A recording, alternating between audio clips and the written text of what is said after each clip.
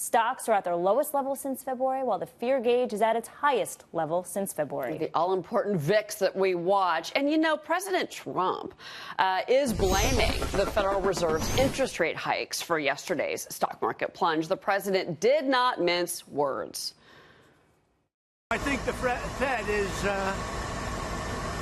making a mistake. They're so tight. I think the Fed has gone crazy. Actually, it's a correction that we've been waiting for a long time. So is the Fed crazy? Let's bring in Craig Dismuke, Vinning Sparks chief economist. Craig, is the Fed to blame for what we're seeing here? Do you agree with the president? Well, hey, good morning. You know, I don't know that I would say the Fed is to blame per se.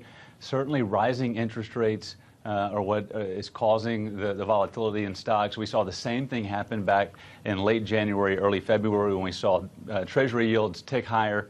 And then you see other asset valuations starting to adjust accordingly. And that, as President Trump said, we've been waiting for this. Certainly, when asset values are propped up by low interest rates for so long, when rates start to rise, you expect to see an unwind of that. And that's exactly what we're seeing right now. And so I would agree that this is being caused by higher interest rates. But I don't think I would be so quick to ascribe blame to the Fed per se. Right. Well, you know, I'll tell you what, there is a very interesting op-ed in today's Wall Street Journal from the editorial board talking about basically where we have been for the last decade. And that is, you know, frankly, zero interest rates. And they point to Ben Bernanke, and they said that we really don't know if the great experiment that was created by, first it was Greenspan and then into Bernanke during the financial crisis and the Bank of Japan, we should also say, as well as the European Central Bank, that we don't know if this was really the right thing to do. Now, our markets, our economy has recovered. But they say, look, the verdict is clear only at the end of the cycle when the Fed has to unwind its accommodation and interest rates rise, which you could say was a normal economy and a normal environment. Yeah, and look, and I agree that you have to look at the totality of a policy cycle to determine exactly how successful it was. But that's only one of the measures. The other is, did it prevent the economy from going into a deeper recession than what we already saw? Or a depression. It's very easy to...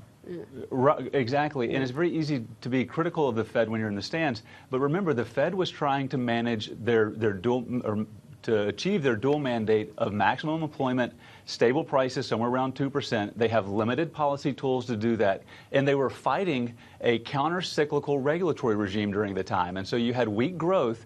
And so at no point during that cycle, really only for a period of 3-4 months, did we see inflation actually above 2%, and then it very quickly pulled back. That was 2012, when everybody said they should have hiked, but they didn't. Right. There was a lot of criticism on the Fed during that time frame. You're right, because, you know, it wasn't just Bernanke that was slow to talk to raise rates, but also Janet Yellen kind of picked up where he left off and kind of had the same philosophy. Really quick, I do want to ask you about this. Mohamed El-Arian, former head of PIMCO, had some very interesting, colorful things to say about yesterday's sell-off.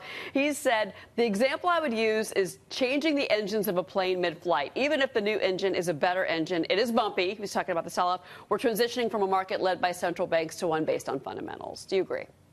Right. No, I agree. And it's the problem with the analogy is you can't land the plane and then change the engine and then take back off. You have to try to do this mid-flight.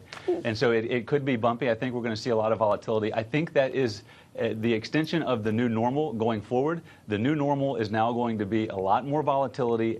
Every time interest rates inch higher, you're going to see more volatility in the markets. Yeah, no, bond yields are responding to also, you know, just faster growth. I mean, we've got an economy that's growing. I mean, we're 4%. So this shouldn't be a big shock, I think, to anybody, but it seems to be. Craig Dismuke, thank you for being here. We appreciate it. It's good to see you, sir. Thank you. Good morning.